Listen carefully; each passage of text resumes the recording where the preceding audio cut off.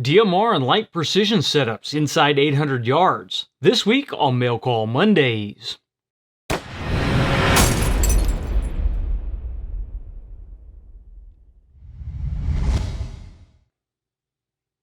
Mail Call Mondays is brought to you by Modular Driven Technologies. If you need a chassis system for your precision rifle, check out mdttac.com.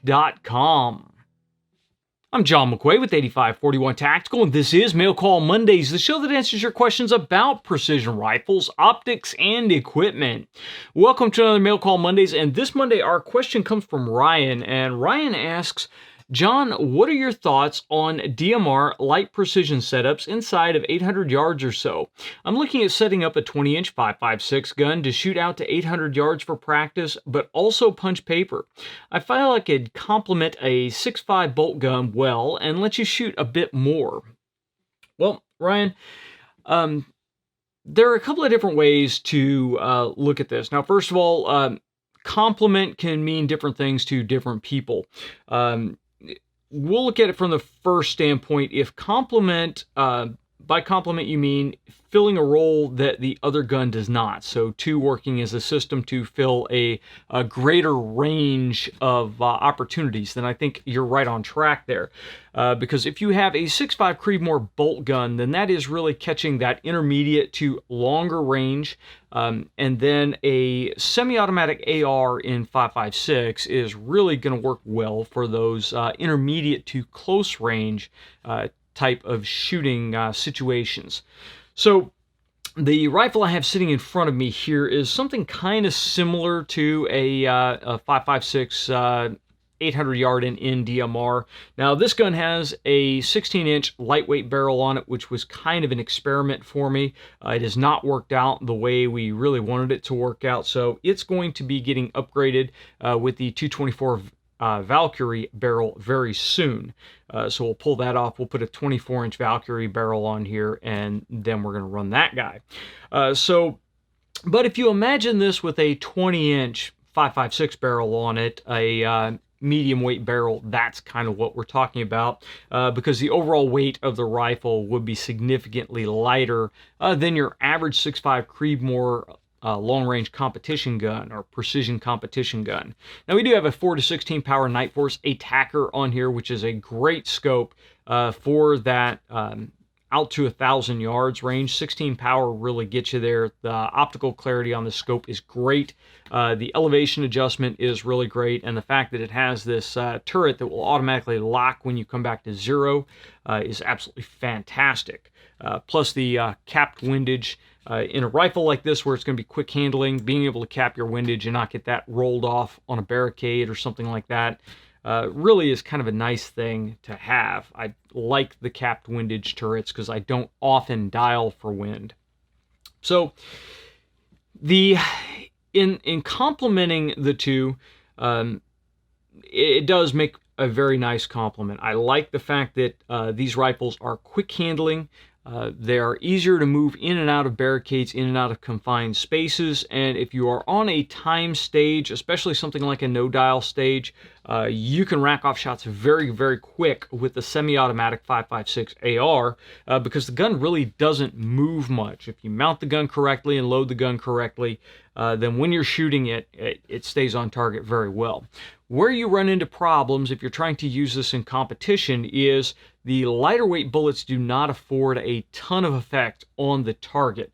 So if you have a big, heavy steel target that's already gotten beat up fairly well and it's sitting out around that 800 yard mark, if it is not running something like a MagnetoSpeed T1000 or any other kind of flashing target indicator, then when you impact the target, if the spotter's not on the ball, he may not see it.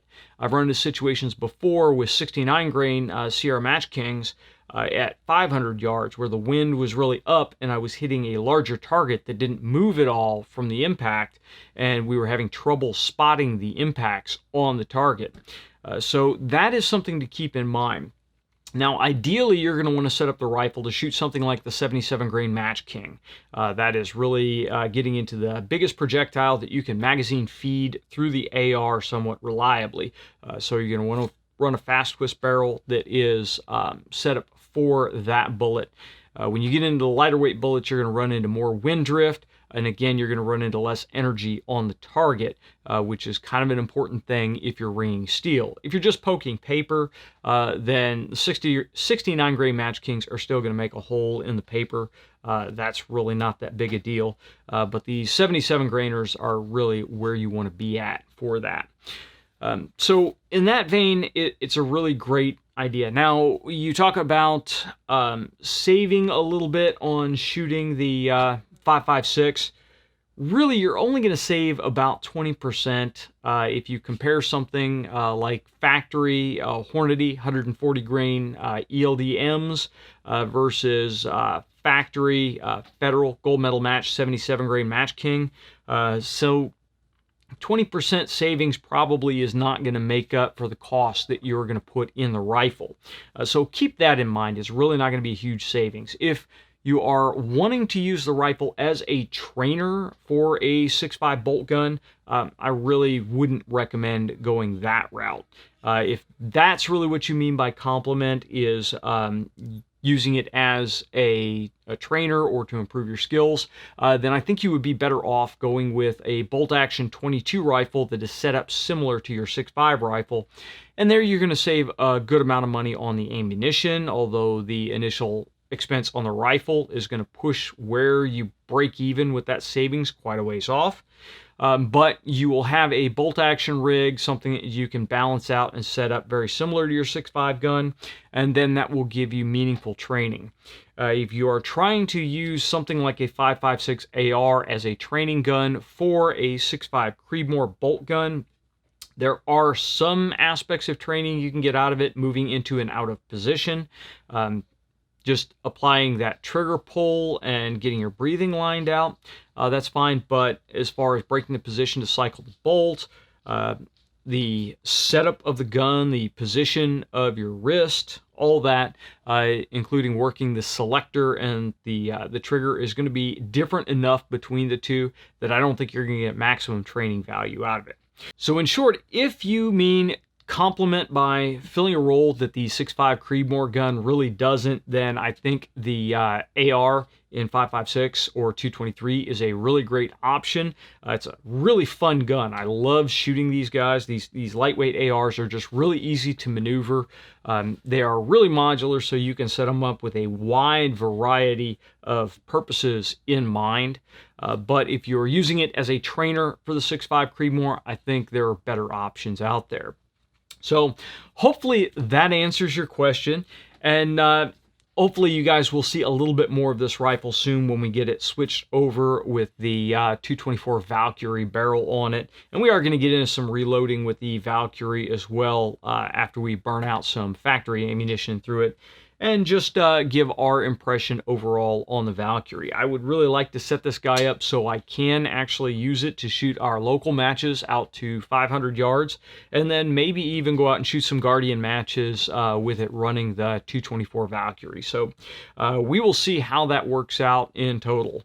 If you guys have any questions or comments over anything we've covered, please drop them in the comments section down below or send them to us on Facebook or Twitter. Now, because I did cover an evil AR-15 in this video, more than likely this video will get demonetized. But thankfully, due to our friends over on Patreon, we don't really have to worry about our income from YouTube. So if you want to know how to support the content that you know and love, please go over to Patreon and check us out.